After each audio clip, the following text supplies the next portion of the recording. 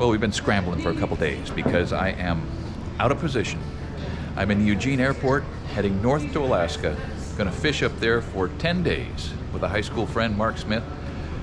I hope that I have something worthwhile to show you, and it's not just an ongoing lament of should have been here yesterday, but I've got 9 days that they'll have to play that card. But whatever happens, I am looking forward to seeing the last frontier with my friend Mark. I'll keep you posted.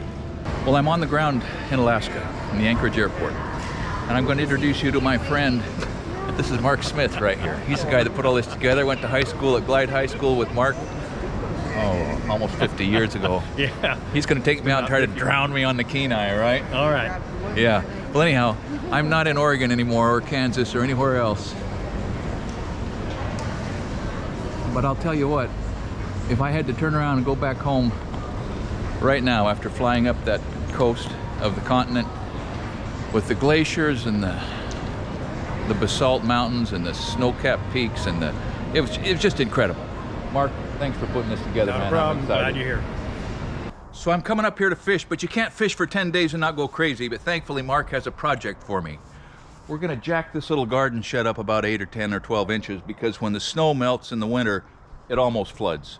So let's look it over and see if we can get that thing lifted up. We're just gonna kind of survey the possibilities here this afternoon because we've got to save time for fishing.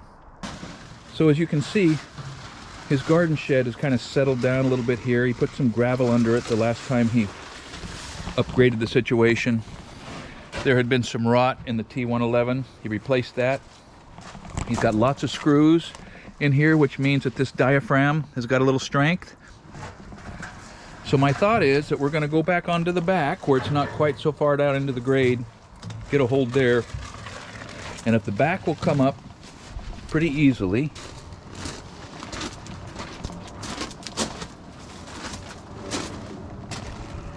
we'll just bring that back right up until we can put kind of a pivot somewhere here in the middle, and then we'll slack the back end back down in order to fool this front into coming up without wrecking his lawn, maybe. So Mark's got a lot of cribbing. He's got chunks of 4x4s and 2x4s left over from other projects. But I just knew we were going to need something like this beauty, the form setter in Alaska, maybe the first one. Mark and Marla rolled out the red carpet for me. Mark and I had a lot of fun and some adventures, and we learned some things in high school and in the first year of college. And it's been so great to reconnect in his territory and get a look at his world. Just unforgettable. And it was, in fact, a blessing for me to be able to help out just a little bit with this garden shed and a couple of doors inside the house. It's one of the benefits of having a skill. It's one of the benefits of knowing something that is useful, and that is it gives us opportunities to be useful. Well, it's in better shape under there than I was afraid. There's a 4x4, perhaps just sort of it might have been a short one over on the other side that's a little rotten. But it seems like by the time we get up into the rim and the joists, which are just 2x4s, hopefully we're good enough. On this side, they've got it setting on a little masonry pad, one of those 16 by 16 by 2s or whatever they are. That's good. But I think if we get a hold of this right here, yeah, that feels pretty good. I don't know if that's a 4x. We're going to lift on it and see if this side comes up as easy as the other side did, and then we'll worry about just getting the back end high enough that we can actually get something solid under these corners and then figure out how to lift the front. So these toe jacks are awesome. You saw me use that Temco toe jack, moving that Connex shipping container. I don't think this one is Temco, but man, they're just so nice. They're so nice for things like this. Let's see what happens when we're done pushing these blocks down into the clay.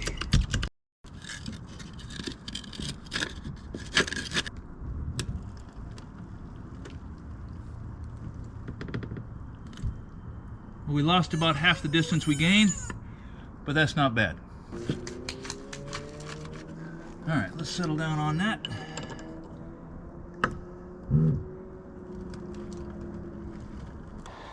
Well, we've got this well started.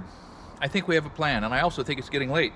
Now it's 7 o'clock up here, but as far north as we are, he could work me around the clock, almost. But the point is, we've got a lot of fishing to do and really only one project. And so I want to make this last. I want to feel like almost every day that I'm coming back and doing something worthwhile when we get back off the river. So we've come to a good stopping place. We're going to kind of look it over, make sure our plan kind of holds water, and after we spend some time on the river tomorrow, maybe we'll come in here and work some more if it's not pouring rain. So we've changed strategies 2 or 3 times. I hope that's normal. But as it turns out, we don't even need to use a tow jack. I don't think this whole shed weighs 800 pounds. We're just using some of these 4x4s and putting the lever in the right spot and moving the world. But it's so mushy and there's so little under there in that floor structure that we're gonna kind of have to baby it until we find out what's actually gonna hold it up. Sometimes the siding does, sometimes the siding doesn't. All right, go ahead on the main line.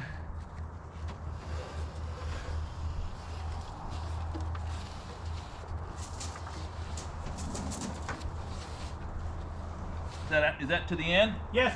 Nice. So that's the most recent strategy.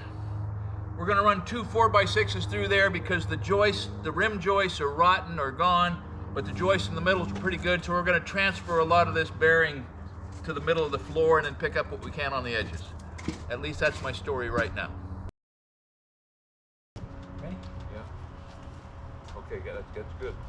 You feeling any pain at all? No, I'm good. Okay.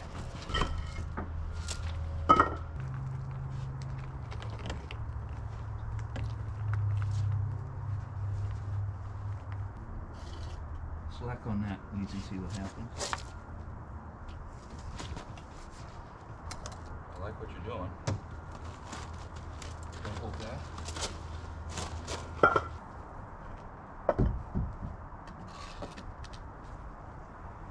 Well, we're back at the construction site after 4 days, kind of 4 days, fishing down in the Seward, Soldotna, Homer part of this fabulous state. Let me tell you this, if I haven't told you once already, I don't have too many regrets in life, but one of them, and now it has risen to a much more sort of front of the brain position, is that I didn't move my family to Alaska when I moved my family to Wyoming. I should have come here as a young man, but I didn't. But I'll tell you what, I have enjoyed so much the feeling up here in the last frontier. But we're back to raising this little shed up. We have it on the run. I'm just gonna pretty much put this on time lapse and let her go because the rain's coming and after that the snow's coming and I've got to go back south here in just a few more days. So it's time to get some work done. I don't know if you can see this, but we've got 2 4x6s in here about 25% of the distance that we're going to hold the whole world up with here in a few minutes, clean out the edges and then set the edges down on what we want. We're getting closer by the second. So now I go inside and I run a long screw down through the subfloor just to hold that up so we can get a hold of it and lift. So we're laboring those beams in about where they go and running these mile-long spacks, this time structural screws, through the subfloor just to hold them up so that gravity doesn't pull it down while we're trying to get, you know, the bearing points established. Working pretty good. Now you and I both know I do a lot of things backwards, but let me show you why I was pulling that wheelbarrow in reverse. A little bit flat on one side. We might air it up, or we might just muscle on through. I don't know if you saw it on the camera, but my upper lip curled a little bit when Mark got out of his garden cart, but not anymore. Watch this. Look at that, sports fans. Dura work.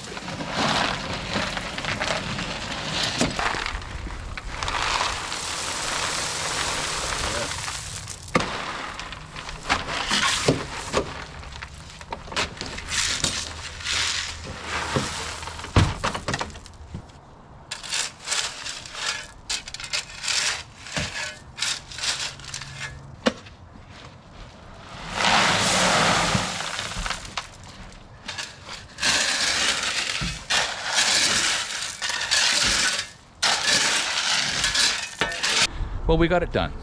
And it's a good thing because they said termination dust showed up on the mountains just the other morning, which means summer's over. But we've got a little sun this afternoon. And here's how this little project turned out. The thing to keep in mind is this shed is 50 years old. Probably. It was here 33 years ago when Mark and Marla bought this place. and it's been gradually sinking into the mud. But I think we've got it up well enough that it's going to last for a while. And at some point, that's all you can ask.